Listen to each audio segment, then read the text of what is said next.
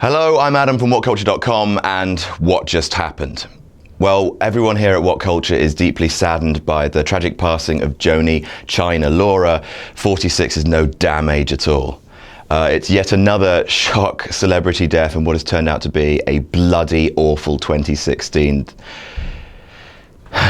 So looking back on Chyna's life, a lot of people will be focusing on recent troubles and, well, you know, as her theme song says, don't treat her like you know her. Let's just look primarily at her in-ring stuff, which was amazing. From the moment she appeared through the crowd, throttling Melina, she was an iconic woman. You know, at a young age, children were like, women are allowed to look like that, which is a very important thing for both girls and boys to see and think. She was a pioneer of women's wrestling. That word gets overused a lot in celebrity obituaries, but she was the first ever female Royal Rumble entrant and a first ever female Intercontinental Champion. That is objectively pioneering. She was hugely influential in making Triple H the star he was. She was a big part of DX.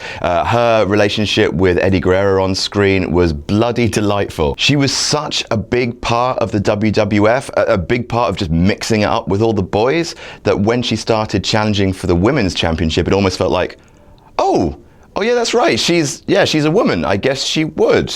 Oh, that's how incredible she was. So, you know, when you talk about the troubles in her life, look, let's not assume anything.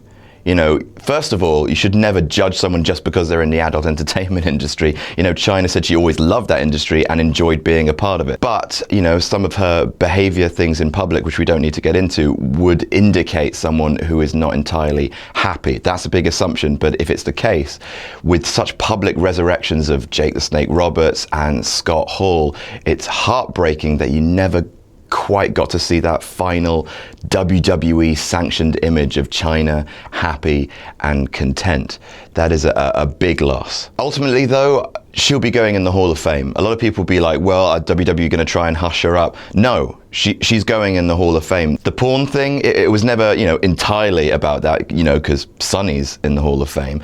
It was about the fact that, unfortunately, whether rightly or wrongly, WWE couldn't trust Chyna to get out in public and make a Hall of Fame speech without maybe her attacking the company. They just couldn't trust her to do that.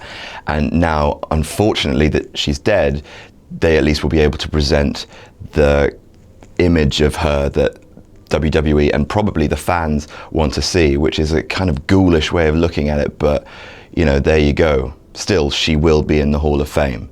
It's guaranteed. The woman has a damn legacy. And that's all there is to say. It's just a sad story. Rest in peace, the ninth wonder of the world.